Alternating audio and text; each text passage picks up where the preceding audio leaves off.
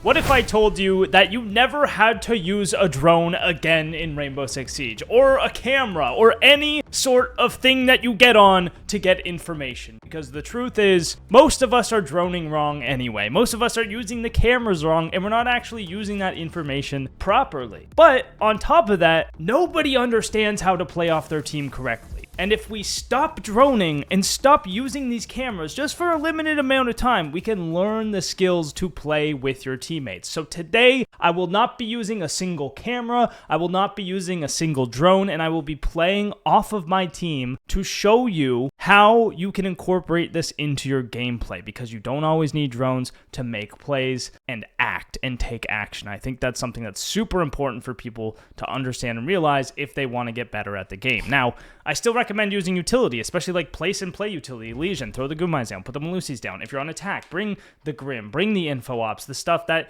can give you info but can also allow you to make plays, because making plays is still extremely important.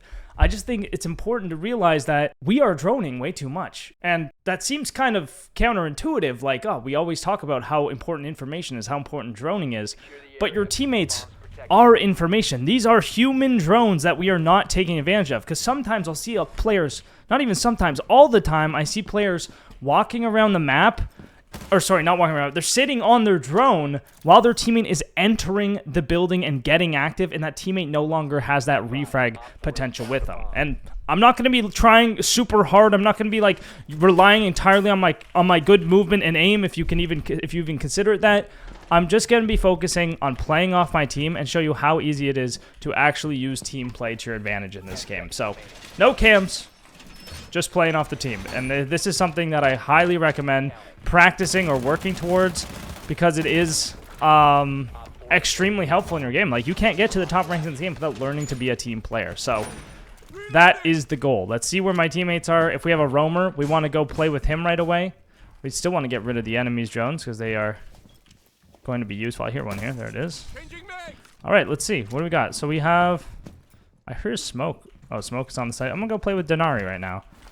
We want to play off them. We want to cover the areas they're not holding. And just kind of stay near. That way, if our teammates do die, we can get their refrag, get that trade, and still maintain the map control that we have. Now, ideally, you don't have anyone on the site. A two-person roam is so fabulous, so maybe we'll pull that out another round. But for now, I'm just playing off my team. This is a time where I would probably check the cams. I would see where they are so I can rotate and position myself a little better. But for today's purpose, I'm not going to. So we have him, our Denari here. He's going to have first contact because he's holding this angle, and I just need to swing off of him when I see this guy top spiral, right? Now he's left, so I'm going to also leave. Maybe use some cover. Just cover his back here. I can even put a goo mine down and then just come rotate. Come play with them. Alright, and my teammates are all in sight here, so I really just need to play off them by covering their backside. So I'm just going to sit here, cover their back. They're all watching the front. So I just really need to hold this room, and I can hold a passive angle. I don't have to play too aggressively. Here comes the smoke. He's getting aggressive. So what do? I get aggressive with him. And look at that. We're both shooting the enemy at the same time. The guy can't shoot both of us at the same time, right? Because we're two people. We're literally two people. So I'm going to keep pushing with him, keep playing with him, cover the areas he's not looking. You see, as he looks this way, I'm going to look this way in case he gets shot in the back. He's going down. I'm going to stay up. Get rid of that drone. Be careful. And we'll just keep playing off him, right? We have a 2v1. We win every 2v1 situation like this. So there's that trade, right? He swings, he dies, I swing at the same time. The guy's not ready for two. There's two easy kills just positioning myself off of my teammates. No info, nothing, just playing off the team. And it's super effective. It's going to be even more effective at these low ranks. Obviously, a little bit of aim, a little bit of good movement helps. It's nothing that you can't practice. Go to the shooting range. Go to the map training grounds and learn the maps. But really, it's just a matter of covering their back and peeking when they peek. A lot of players I'll see a lot of the time will be pushing something with a teammate, especially on attack. They'll watch their teammate walk into the building and swing the angle, and they'll just stand there and look at their teammate. They won't peek it with them. When I am shooting somebody, that guy can only shoot me. He can't shoot you at the same time too, so you have to peek with me if I'm the guy peeking. And a lot of the time, your teammate won't peek. If you're the first guy, your teammate won't peek. And that's something that, this video is hopefully going to help you learn, is that you should peek with your teammate. But if you know your teammates aren't going to peek with you, I would highly recommend saying that you're going to peek and tell them to peek with you before you actually do it. So if I'm about to take a gunfight, right? If I'm about to swing someone because I know they're there, I'm about to push in the building as an attacker. I want to say, hey, I'm pushing in, follow me up, push with me. You ready? Make sure they're ready, and then go. Okay, let's go. And then you go together, and then you're on the same page. Because as much of a habit that should be, and at the top ranks, this is a habit for most players, is just to play with their teammates. As much as it is a habit and should be a habit, a lot of people don't have that habit. So trying to help them develop it, or just be on the same page by communicating and clarifying something ahead of time, is going to be the right thing to do. So we have a cav this time, so I'll probably try to play around the cav. Now, you want to keep in mind with an operator like Kavira is she has the silent step. So you don't want to give away her position, but you still want to be positioned around her to play off of her if needed. So let's just go watch and see where she ends up, and we'll play off of her position. So again, we're not checking any cams, so I'm not going to know where they're going to spawn. We just have to play off of our teammates and see how it goes from there, because I mean, a lot of the time that's good enough. What the heck is happening? All right, you know, I'm bad. Yeah, see, bad aim. That's good. So Cav's on the bomb site, so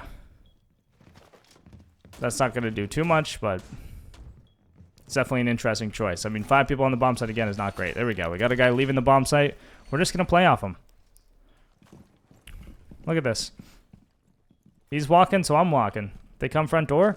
I got his trade. So I'm not going to swing yet. I'm just going to swing off him. I'm just baiting him right now. I'll stay ADS. When he shoots, I'll swing. There we go. Look at that. So even if he dies there, I'm getting his trade and we're keeping control. I hear the Cavs peeking. Now we don't want to peek into the pixel angle, right? Because then we're kind of lining up. You see that? But I can move over to the other side and get ready to swing off of him if I need to. So we have actually the entire team doing this, which is not a bad plan, outside the fact that they could just walk into the bomb site from the other direction. But even if they do that, we can do the same thing. We can retake together as a team and push together to get our trades. Now, we are going to continue to do this. There's Cav in a fight over here, so I want to support him. There he is. Look at that. Not ready for a second, and there's the trade potential again. So all 3 of our kills so far, or sorry, I guess we didn't kill the first guy the first round, but our 2 kills are just playing off of our teammates and swinging off of them and showing how effective that is, and just standing. I mean, you don't want literally your whole team stacked on each other, so in a situation like this where everyone is playing around each other, it's probably better for me to just fill the gaps.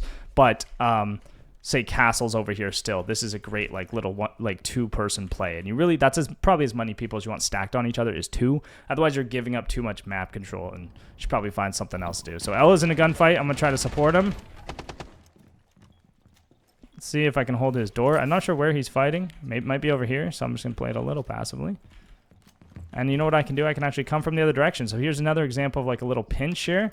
As my Ella swings, I can impact the wall, clear the corner. And it looks like... I have no idea. No idea where he just died.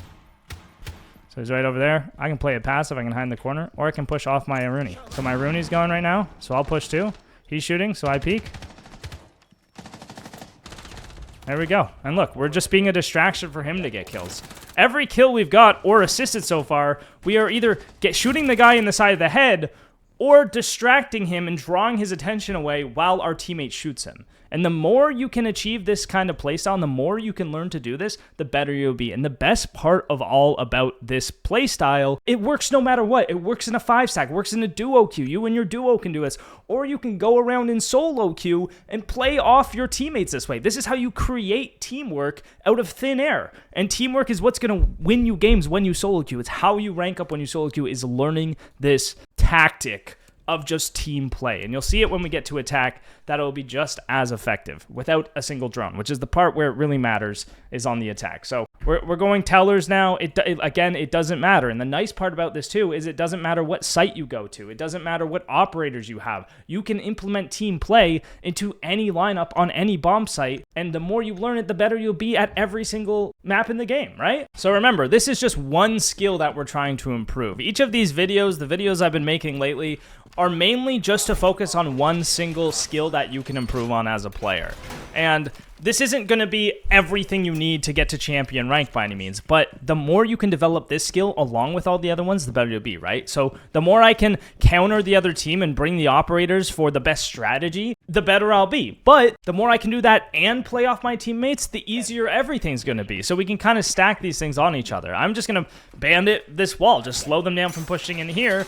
and then I can go play my teammates, see where they're at, see what's going on. Again, no info, no cameras, just using my teammates as the information, as the live bait to get the kills and defend the map. I'm just going to tank this lion scan. They're still in spawn. I do not care. All right, let's go find my teammates. I don't want to get caught off too early, so I'm just going to run upstairs. I'll probably go play with the Jaeger or a zombie here, who are already dead. All right, so zombie's holding Visa pretty securely, so I'm just going to watch his back. I'm just going to hold spiral side. Or I can help him on this window if they hop in. Right, so I'm playing off of him. He's stuck in this corner. I can also hold his push from here. Right?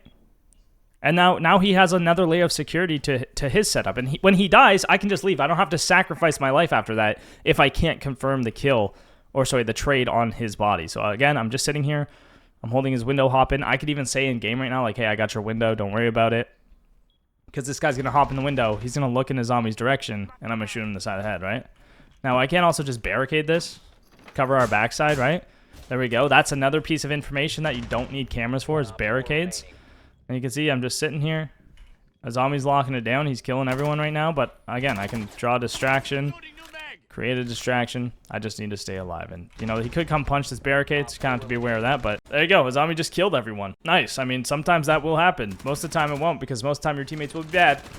But he did it here. Let's go. All right, now we are on attack. So this is really where we're gonna see the difference in not droning versus droning. So no drones. I'm not even gonna use a prep phase drone. I'm not gonna figure out what operators they have. I'm gaining all of my information based off my teammates. So I'm just gonna leave my drone in spawn in, and see what happens. You know, we can ban Warden, we can ban Denari. It doesn't really matter. Ban whoever we want. We don't need to ban Mute because I'm not droning, right? This is another strategy that I would recommend with really aggressive teammates too. If you have teammates who play highly aggressive and they run in the building and they're dead in the first 30 seconds, this is something you'll want to do. You don't want to drone if that's the case, because you're not there to play off of them and gain that space and gain their trade and actually make their life valuable. So if you find your teammates are completely useless because they just run in and die, this is something you want to do to make their life useful, because even them running in and dying in this circumstance, you're there with them to kill that guy and get the trade and keep control of that piece of the map, which is really important. All right, I picked the wrong spawn. No biggie. There's never a reason to panic. I'm going to try to get over there to help them out. Maybe careful my spawn peaks. And there we go. We're just going to rappel up, go with the team, and trade them. And if my team's super, super aggressive, this is going to be bad because they're going to be already way deep in the building by the time I get over to them. So if that's the case, I just want to add pressure over here. I want to jump down the hatch maybe, open up the windows over here, right? Add pressure on this side so that my teammates have a better chance of success. If I just sit and do nothing, there's a it's much less likely that they'll actually be useful. So you see them all just going through the building here. You see the Buck, the Ace. Right, they're going up spiral. There's two already going up there together, so I'm just going to go with the Jackal. I'm going to see what he's doing. Let's go, Jackal. Let's push. Yeah, let's go. Let's go. There we go. Rally the troops with the little comms. There we go. Big kill. Ace is going in. He's going to cover his back since we didn't clear Visa, right? We didn't clear this side. Or, sorry, admin. Now this guy's pushing through. I want to go with him. I'm going to aim. I'm going to follow him up. I'm holding the doors. I'm just walking behind him. I'm making sure he stays alive. Right? Or at least if he dies, I'm killing the guy that's killing him. So we're sitting. We're pushing. We don't need to clear all this, but it's what we're doing. So I want to make sure I'm with the team, right? That's the important part here. So there we go. He got the kill. If he died there, I got his trade. Just going to hold this in case another guy comes from behind. Right? We have everything we need. We can plant the bomb. We can plant the bomb, but we're not. So that's fine. I'll just bait the Ash. He's got the diffuser. If he dies, I'll pick it up. Or I'll get his trade and we'll win the round, right? There's really no downside. You have the bomb, Ash. Alright, so Ash is not planting still. That's fine. No big deal. No big deal. You see, most people would just blame their teammate and say, oh, my team's really bad. They don't plant the bomb. But you know what I do? I bait him for the final kill. I hold the only way a defender can come from, which is the far door. And what do you know? We win the game. We win the round. It's that easy. Start baiting your team, guys. Stop droning. Start baiting your team. Super effective strategy implemented in your game. All right. We'll see you on the next one.